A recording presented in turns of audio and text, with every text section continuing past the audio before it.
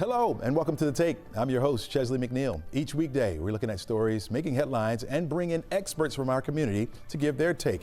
Here's a look back at some of the top takes from this week and how those in the know are seeing those stories that impact you. Well, the latest jobs report came out Friday and painted a picture that was troubling for the Americans' workforce.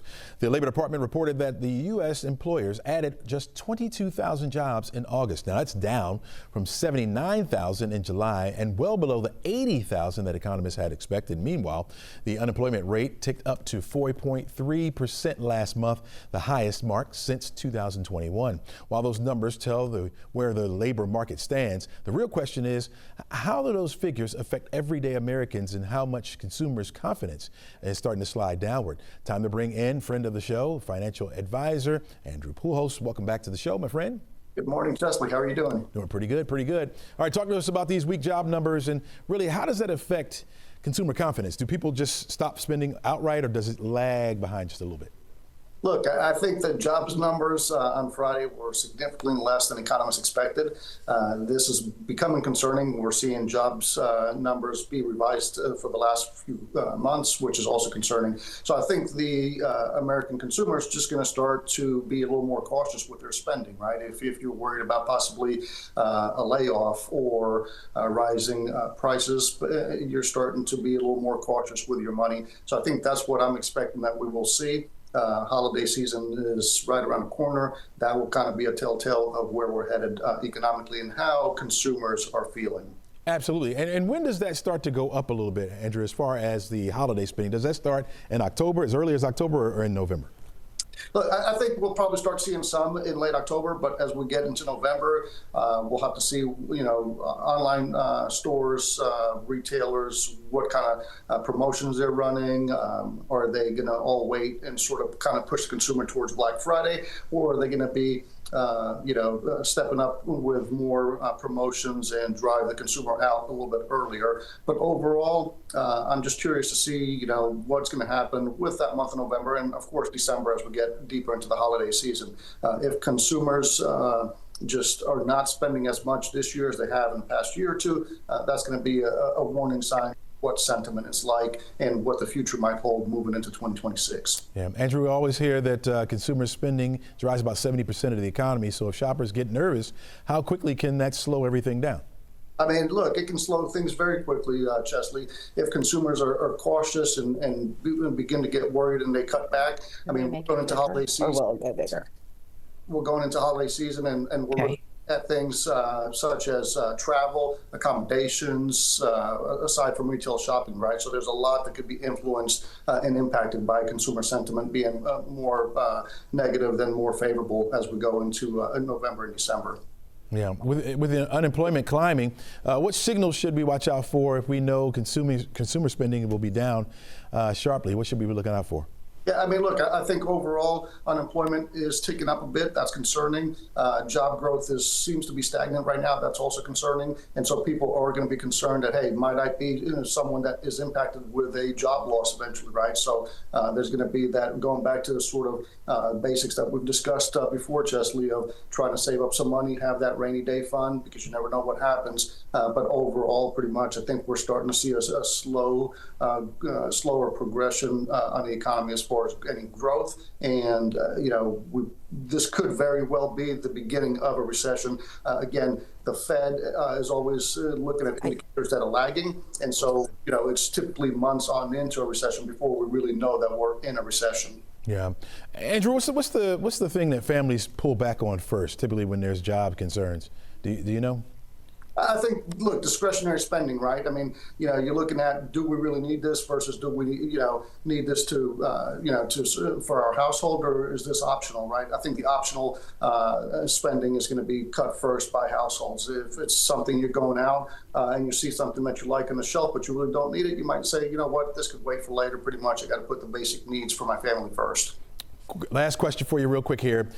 With folks worried about the recession, is it smarter to just save every single extra dollar, or do you spend a little bit just to help to keep the economy afloat? Well, Well, look, I think we live in a society where people spend, right? We're a consumption society, and so therefore, I don't think that everyone's just going to cut back, completely on spending. I think they might be a little more cautious, but overall, saving and having that, that rainy day fund, 3 or 6 months of savings, should you have any job losses or unexpected circumstances, then you're covered to some extent. But so I don't think everyone's just going to cut back and say, hey, we're not going spending anymore. We're not doing any holiday shopping. Some families may just not spend as much. You might lower that budget by 40 or 50%, for example, versus going and spending what you spent years previously. Emory University is shutting down their diversity, equality, and inclusion, or DEI programs, citing new federal mandates under the Trump administration. These include ending race, gender-based hiring programs, shifting to more merit-only standards. The U.S. Justice and Education Departments are now tasked with enforcing compliance through contracts and grants. And major universities with billion-dollar funds now face reviews of how they handle DEI. The move is drawing concern from students, advocacy groups, and professors who see this as a threat to academic freedom. Sorry about that, folks. With us now is Thomas Rogers. He's the professor of Latin American history at Emory University. He's also the current president of Emory's chapter of American Association of University Professors. Professor, welcome to the show. Thanks very much. It's good to be here. So what was your reaction when you first heard Emory announce the end of their DEI programs? Surprise and disappointment. The messaging up through the spring semester had been that Emory was rigorously observing and abiding by settled federal law with regards to diversity, including the newest interpretations of those laws that reach back to the 2023 Supreme Court decision on student for fair admissions versus Harvard and UNC. And so Emory, of course, abided by the Supreme Court decision and all other settled law regarding diversity on college campuses. Yeah. From a faculty standpoint, how does this affect the classroom environment? Well, it's not clear yet. You quoted from President Sears's message, which didn't include a great deal of detail, and so it's going to be hard to know until that is fleshed out and we see what the actual impacts are on campus, what it's going to mean for the classroom, for advising, for the student experience, and all the rest. How has the DEI program helped Emory? Well, one of the things that people should remember about these programs is that they go far beyond admissions and hiring, which I think is the kind of simplistic box within which a lot of people think about DEI. They also support student-facing and support programs, affinity groups on campus, and things like that. I was just speaking with an advisee at length last week in the wake of the message who was asking, I spend a lot of time with 2 or 3 different affinity groups on campus, and I don't know if those are going to go away, if the leadership of those will lose their jobs. So we just don't know. So does that concern you the most about Emory's future? I think it does. I mean, I think that, our core mission relates to educating students, and if the student experience is eroded by changes like these, then I think that that's going to be difficult. The other threat, of course, when you ask about how it's going to change the classroom experience, I am here in my capacity as one of the leaders of the American Association of University Professors chapter at Emory. That's an organization that dates back more than 100 years. Its 2 main pillars are that it advocates for consultation and collaboration with faculty, which is to say shared governance of universities, and it advocates for academic freedom. And one of the issues that may appear on the horizon with this move is vetting of syllabi or vetting of the kind of material that is allowed to be taught. And that, of course, is quite troubling to any faculty. Yeah. How do you explain this decision to students who already feel like marginalized or unseen? What do you say to them? Well, I guess the main thing is to say context matters, which is to say Emory is trying to respond to a quickly changing federal landscape of what I think the word that, or the phrase that Justice Sears used was federal laws and mandates have been implemented that require higher education institutions to alter fundamentally or even close offices and programs. So federal laws and mandates, I think she's referring partly to executive orders there. And there's been a flurry of them. And so that's the context in which every university is operating right now, is a fast-changing environment where the interpretations of settled law are apparently changing, and universities have to respond. And so, in a sense, it's our job to try to educate students about that changing landscape, even though it's difficult to stay abreast of. One of the things that AAUP members would hope is that the administration, in trying to stay abreast of it, would engage in consultation with faculty about the decisions to be made. Yeah. Have you heard from any students as of yet? Have any of them come to you feeling like maybe the university has betrayed them? Sure. Yeah. Yes. I mean, that's just last week I had a couple of conversations with advisees about exactly that. It's mostly worry because, of course, the students don't know what the tangible effects are going to be yet. And so it's at this point, it's mainly anxiety of, will the programs that I have come to rely on, will they stick around? Who says video games are just for kids? A new study shows grandma and grandpa are logging in right alongside the grandkids and reaping some surprising health and social benefits along the way. New research from the Entertainment Software Association found that more than a quarter of the 200 million plus U.S. gamers are now at or above the age of 50. That's way up from 9% back in 1999. And out of today's gamers, basically half are baby boomers. As for why, well, roughly 3 in 4 say games give them mental stimulation and improve their cognitive skills and help reduce stress. I can understand that. Let's find out what's behind this. Aubrey Quinn, who's the Senior Vice President of the Entertainment Software Association, joins us now on the show. Welcome, Aubrey. Hi, thanks for having me, Chesley. Are you telling me that grandmas, instead of knitting, are playing video games these days? I don't know that it's instead of. I think, we have lots of hobbies and video games are certainly one of them, even for grandmas and grandpas. So what's driving this gaming boom amongst older Americans? So we know that video games are one of America's most beloved forms of entertainment today. And if you think back to when video games first started showing up in our homes, like in the early 1980s, those teenagers who got those games are 58, 60 years old today. And we don't grow out of the forms of entertainment we love. We don't stop reading. We don't stop going to see movies or listening to music. And what we have found is that as we age, we take all sorts of forms of entertainment, including video games, with us. Well, I know that back in the day now, those games were a little bit more simple. I mean, I'm thinking about the Pac-Man that were, and now they're a little bit integral. Do you think that it's a way also for grandparents to keep up with their grandkids? So I think there are a lot of factors in play, but I mean, you mentioned Pac-Man and Tetris and some of these original games.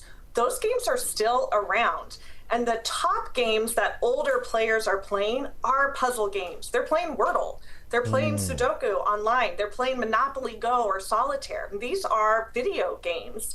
And I suspect one of the biggest changes with the adoption of video games across generations is that we all have a video game device in our pocket now. We don't have to be at home in front of a console or in front of our PC. We use smartphones. We use our mobile devices. When I'm at an airport or a doctor's waiting room, a lot of us are playing video games to pass the time. But the sneaky benefit is that we know video games are so good for our minds. They improve our cognitive performances, our problem-solving abilities, and that is a really driving reason why older players are powering up. Do you know what's happening in our brains when we play these games, or what's helping us out with that? Well, so I think if you look at the research, it requires attention. It requires stimulation. You're making choices. We've seen with young players, our kids who are playing video games, that it helps them learn resilience. You lose, you have to start over, you learn new strategies, you're engaging your brain. We've seen that the research shows that there's a huge difference between passive screen time, where you're just consuming, versus active screen time where you're engaged. And I think our older players, they say they play their games to keep their mind sharp. Yeah. They also play to have fun and pass time, but the silent generation, boomers, Gen X, they're playing a lot of the time because it's keeping their brain sharp. They like the exercise for their minds. Yeah. There's also a social aspect of this as well, right? They're meeting new friends. That's so important, yes. We have seen, and actually the U.S. General Surgeon has called out the loneliness epidemic, especially for older Americans. You're isolated, you're getting out less. Unfortunately, our friends begin to pass away, our family begins to pass away. Multiplayer games have enormous mental health benefits for older players, for all players really, but older players especially. It shows up in the research that if they're playing games with other people, they feel engaged, they're having conversations, and we love that it allows multi-generational, cross-generational play. About 300 South Korean nationals were detained here in Georgia after ICE and other law officials or law enforcement raided the Hyundai plant last week. Korean Air says it could start flying home detainees tomorrow. South Korea considers the United States one of its most important allies, but now that relationship could be in jeopardy.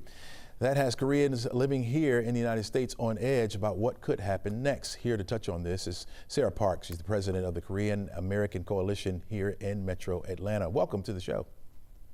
Good morning. Thanks for having me. Absolutely. We understand you just got back from Savannah. What is it like there, as you have been visiting there, and what are people telling you? This has been a moment of shock for communities throughout Georgia, including Korean community.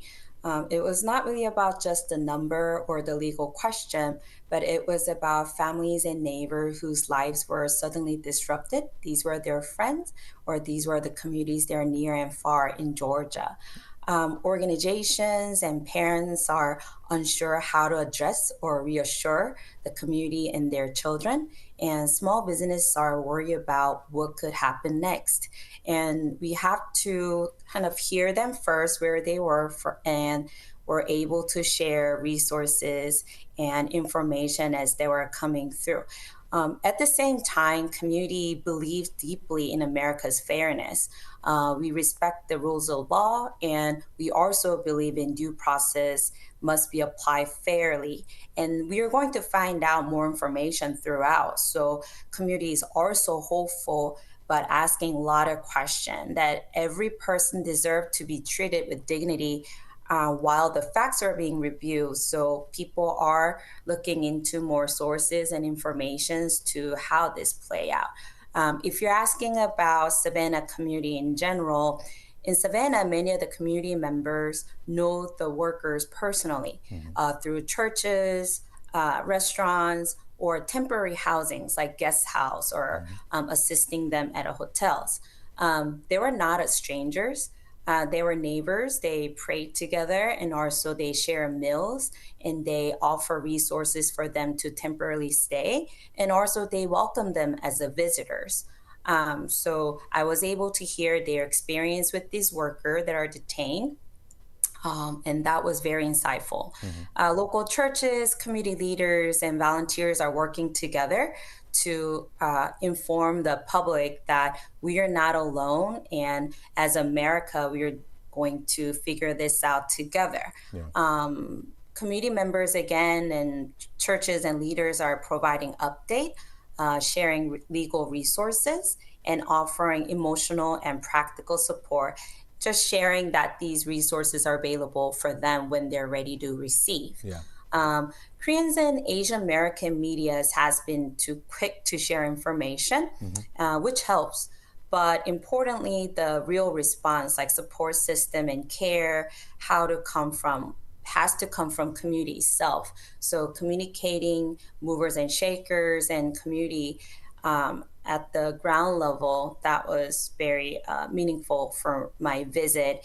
And I'm hopefully going back again pretty soon. And faith leaders, civic groups, and residents are stepping up, but they're also closely monitoring so that this will be treated with fairness.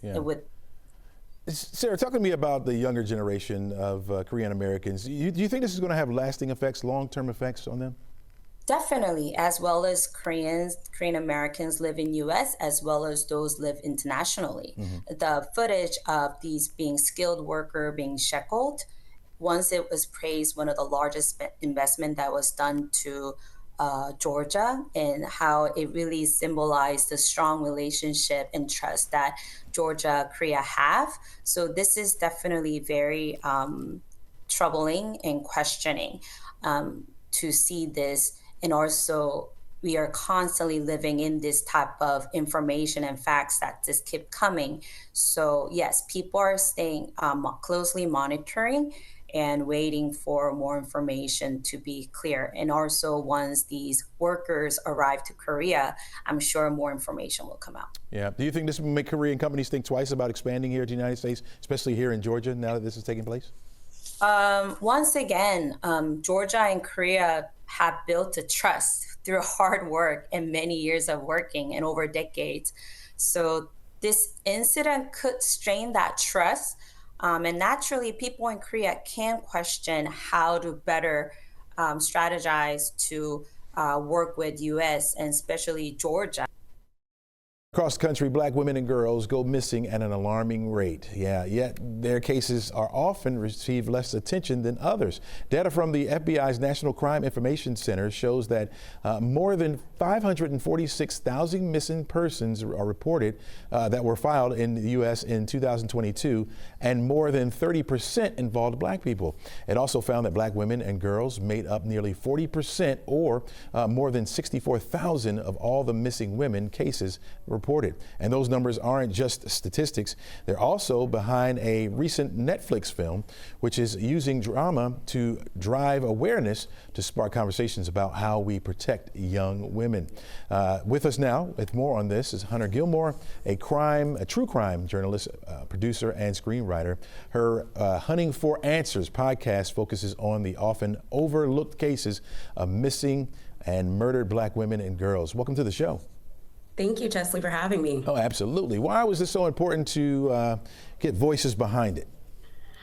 It's so important to get voices behind this because it is a national epidemic that we are dealing with. When you take a look at the numbers and how they are disproportionately impacting black women and girls across the nation, it's a serious issue that we're dealing with. And so, movies and films like Abducted at a HBCU really do shine awareness on it, but then also spark that dialogue that we really need to help bring this issue to the forefront. Yeah. What keeps you motivated when it's such a heavy and a heartbreaking topic such as this?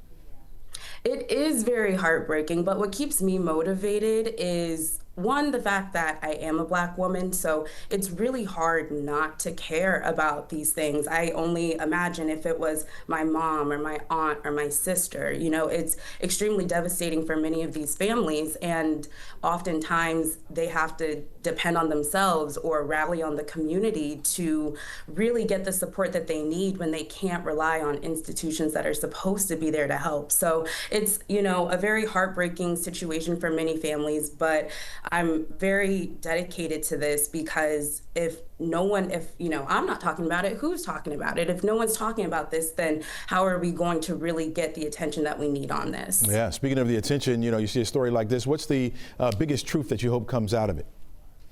The biggest truth that I hope comes out of this is that results happen. I pray that over these next few years and in the time ahead that we see these numbers start to decrease. At the top of the segment, you named some of those statistics out there. 37% of black people are account for these missing persons cases. So it's a disparity that runs deep, and so yeah. Why do you think they're not getting the attention that they deserve?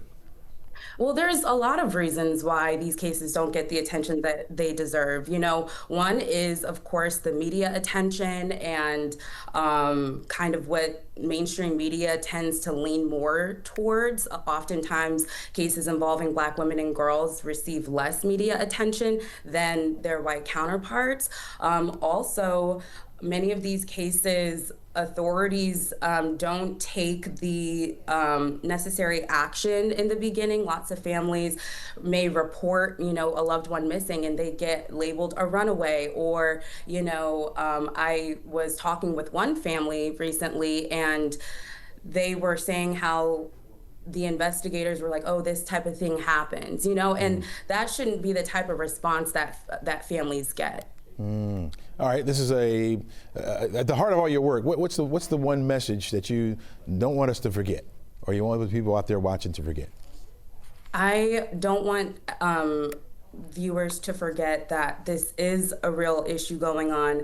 Don't forget to stay vigilant in your communities, to look out for one another, to practice safe practices to keep yourself and others around you safe. So, we're talking about abducted at a HBCU for college students, making sure that you're traveling in groups, making sure that you have someone who trusted, who knows your location, make sure you're not putting private information online, talking to strangers, accepting rides from people you don't know. These are all things that seem very, simple and we kind of don't think about on a day-to-day basis, but they really do. These small steps can make big impact.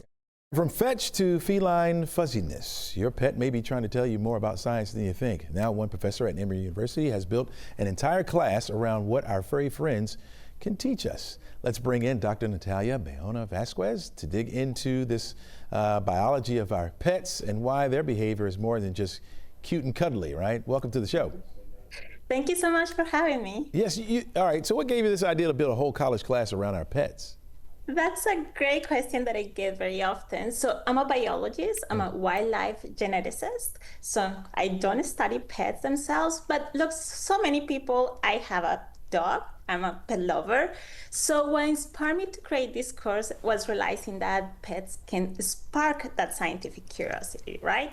Our love for pets is a natural way to get students excited about asking questions and science. So that's my inspiration for this course. So how do you introduce first your students to the science of pets? What hooks them in?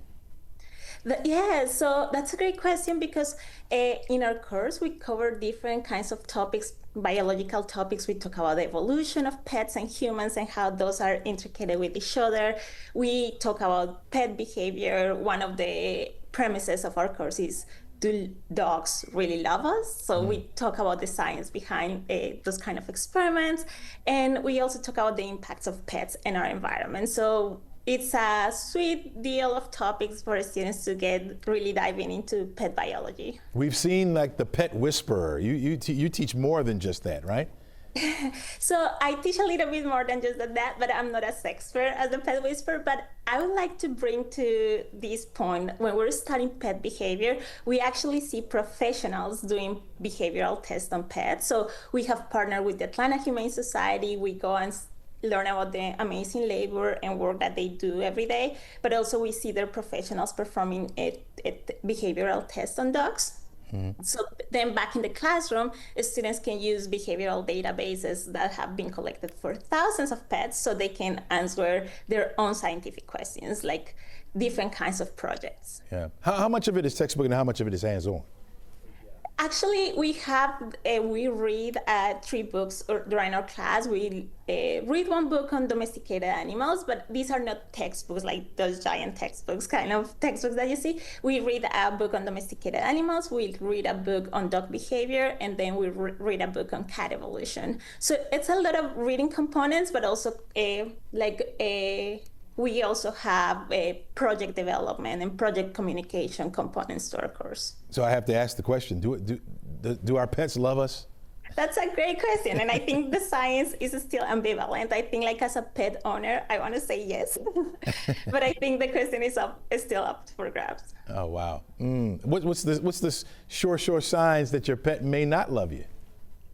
Well, so there's a lot of research that has been done in terms of how a lot of the dog responses that we see are just associations. So they sit because they associate that with a treat, right? So a lot of the theories behind it, like, do dogs are loyal companions just because association to shelter, to food, to resources, right? Instead of that real love sentiment that we as humans feel. But I think that there has been some psychological kind of research that has shown that dogs for sure feel a secure attachment to their owners, that it might be one of those components of love.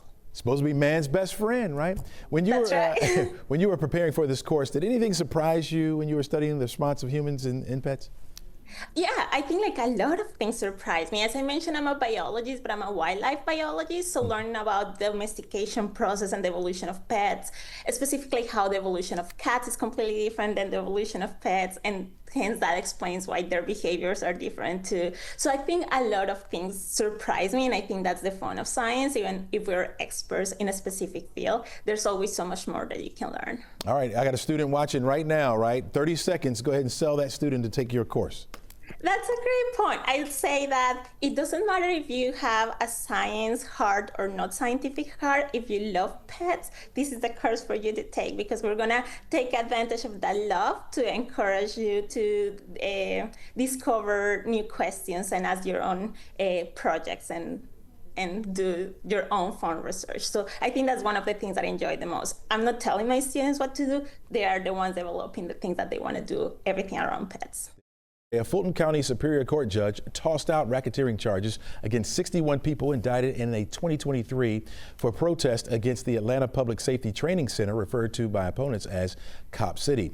The ruling was based on State Attorney General Chris Carr. He failed to obtain a required written authorization from Governor Brian Kemp to bring RICO charges forward.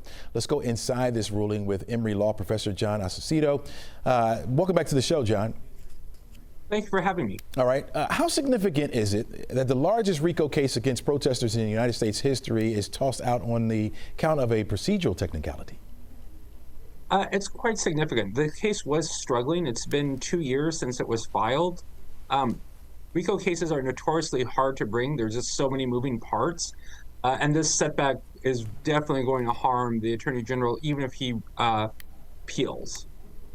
So this comes down to authority, right? Explain how or why the judge said that the Attorney General didn't have the power to bring forth these charges.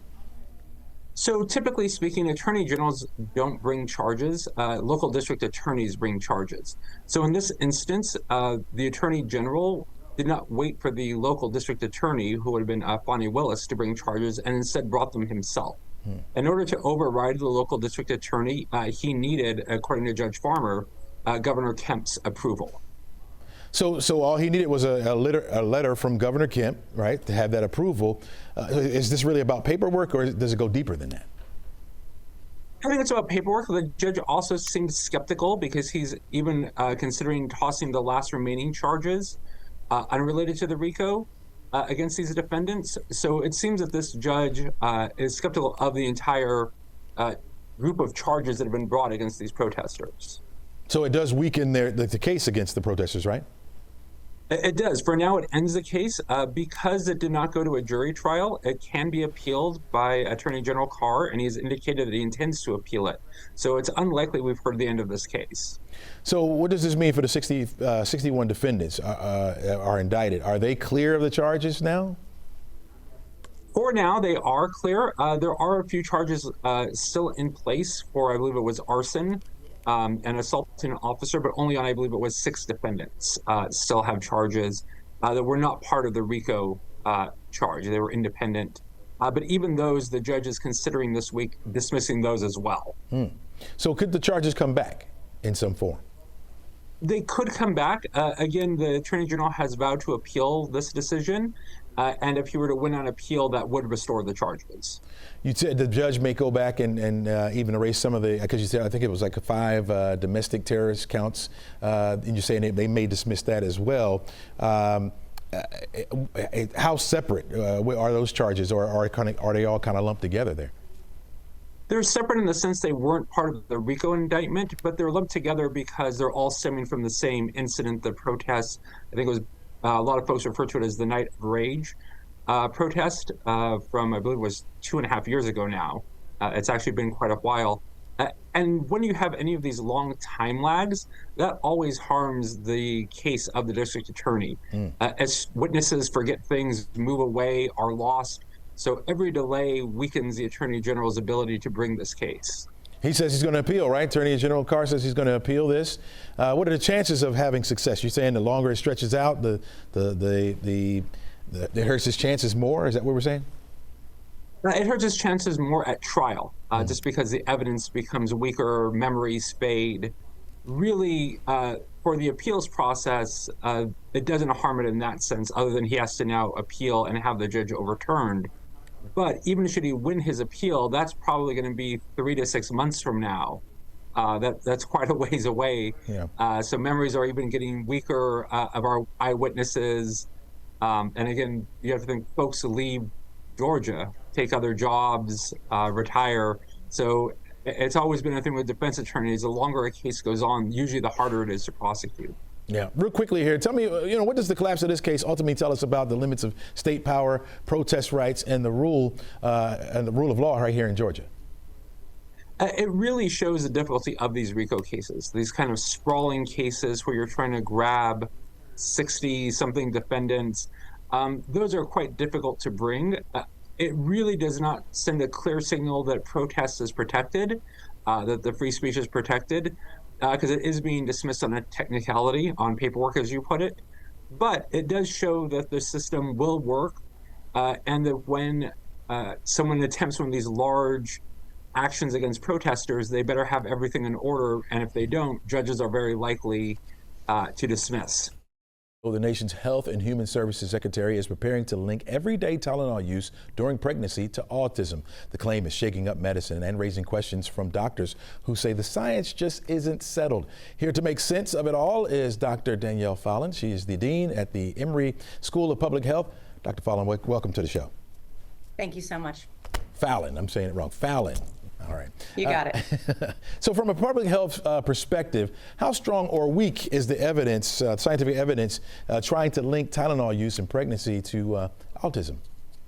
Yeah, well, first I'll say I think it's great that we're bringing attention to research in autism that's not about debunked theories of vaccines and autism. And so I really welcome the conversation around things like acetaminophen and others.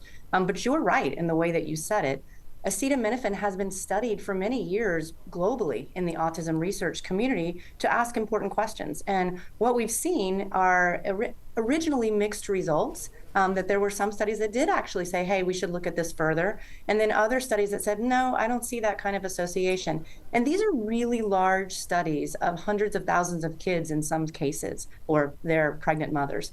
And what we've seen in more recent studies is that when you do something called a sibling control, that means when you're looking at people who are brother and sister or some combination of siblings, you now have matched on sort of their genetic background and on their experiences within their family and their mother, the actual mother herself. And so when you do that, you can remove some of the other explanations that might be driving a kind of spurious association between acetaminophen and autism. And so when you do that, you no longer see that kind of association.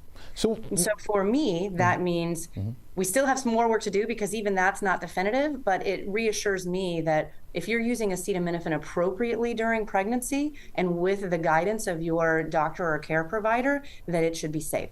So I'm hearing you saying that there's some links that say, yeah, this could be the case, and then there's some that say no links, right? And I guess the no links probably outweigh the smaller links. But when you hear about those smaller links, should that raise a red flag?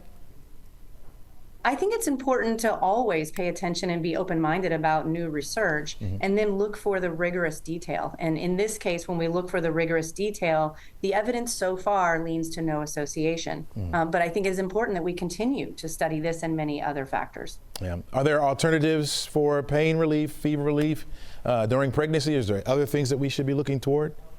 I'm not an obstetrician, so I wouldn't dare give that kind of medical advice to folks. But I would say talk to your care provider if you are experiencing fever, pain, other things during pregnancy so that you can get the very best care possible for yourself and for your coming child. Is that the advice you would give to pregnant mothers watching and hearing about this debate? What I would say to pregnant mothers watching is please don't take this on as yet another thing that we put as burden on ourselves when we're carrying children. This is not about blaming the mother. This is about arming us with the best information to have the healthiest pregnancies. And so talking with your doctor and leaning into evidence-based findings is the best thing you can do for yourself and for your child. When you hear statements like this from high-profile figures like the nation's health secretary, it has an effect, or do you think it has an effect on public trust when it comes to medical guidance? I do worry about that, and I hope that we continue here at the Rollins School of Public Health and at federal agencies and many other places to provide trusted information so that we can help folks make the best decisions possible. Dr. Fallon, what is the single most important takeaway you want folks out there to remember about Tylenol use and the autism risk? That the evidence is mixed and too soon to make any changes in our guidance. Atlanta Beltlines just planted a big new footprint in Buckhead, snapping up land to finally push the trail across Peachtree Road. The land purchases are just north of Piedmont Hospital at the intersections of Peachtree Road and Bennett Street. But it's not just about sidewalks and bike paths. The plan is calling for housing and also businesses as well. Time to learn what this means for Atlanta's busiest corridor. Michael Davis, the Deputy Executive Director of the Atlanta Beltline Partnership, joins us now. Welcome back to the show. Thank you for having me. Absolutely. Why was this location such a priority for the Beltline, and how does it fit into the bigger vision for the Northwest Trail?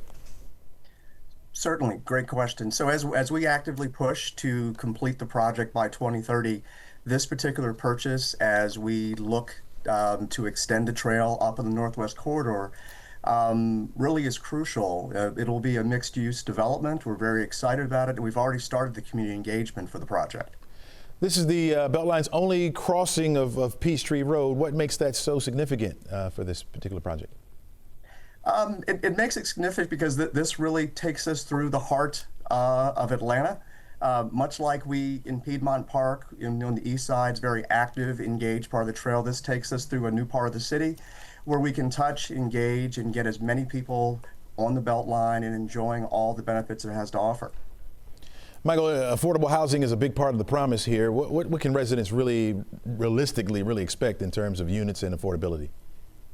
Well, overall, a couple of great things. From an affordability perspective, we are on target and for meeting our fulfillment for the project. And in addition to our affordable housing goals, we also have been doing strategic land acquisitions like this to actually develop and really work with the community to provide the type of affordable housing as well as retail and commercial things the community wants.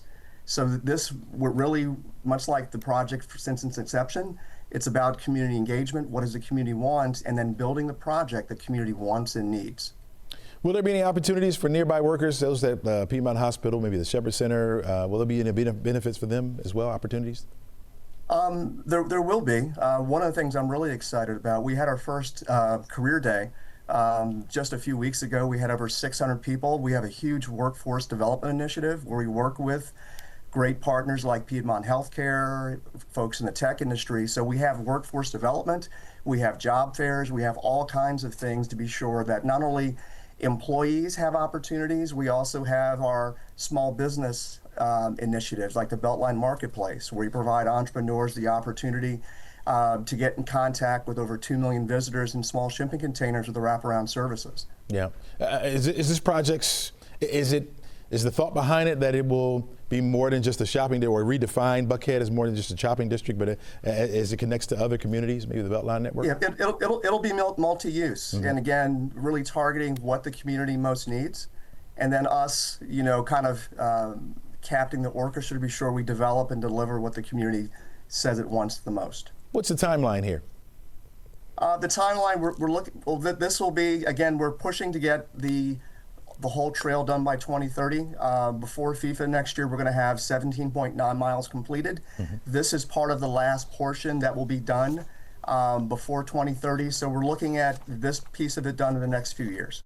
And finding it kind of hard to shed pounds during the summer months, now, based on new research, you can blame it on the weather. Don't do it. Ice cream, frozen desserts, and cold sodas feel like a must-have during hot temperatures, but new research suggests that Americans are consuming more and more and more. Researchers use data from the U.S. household food purchasing between 2004 and 2019, allowing them to track long-term tracking of families over a period of time there. They also compared purchasing decisions with regional weather data, including temperature and humidity. Research found that as the temperature goes up, people consume more sugar, most likely from sugary sweetened drinks. For every 1.8 degree temperature rise, sugar consumption increases by 0.7 grams. Hotter weather obviously makes the body lose water, causing people to crave hydration and cooling, hence reaching for a sugary drink. Now, as temperatures continue to go up, maybe you need to resist, folks. We remind you all the time here that you should drink water, water, water. You know, drinking sugary drinks brings on serious health impacts like obesity, diabetes, and cardiovascular disease. So water, water, water. At least from our department, since we have to deal with the weather as well, it's the best way to hydrate and you don't start gaining. That's all the time we have for you today, folks. Make sure you encourage someone to drink water as the temperature starts to go up this week. By the end of the week, it will be hot again. Enjoy today.